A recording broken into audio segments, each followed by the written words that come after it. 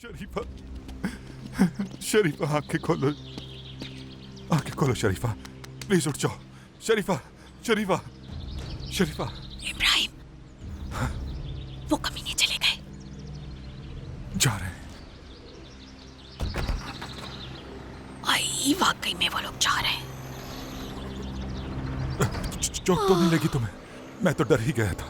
हाय नहीं, कुछ नहीं हुआ मुझे, अल्लाह का शुक्र है। सिर्फ ड्रामा कर रही थी मैं तो। मुझे बचाने के लिए?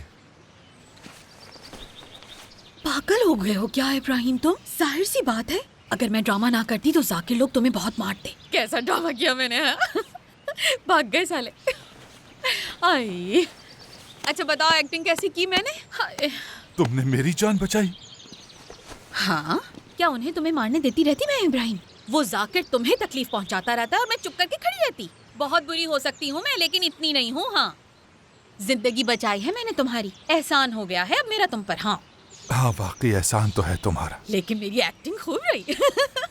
इब्राहिम, मैं तुम्हें एक बात बताती हूँ, मैं अगर ड्रामों में चली जाती ना, मैं जबरदस्त आर्टिस्ट बनती कसम से। कोई मेरे सामने टिकता ही नहीं।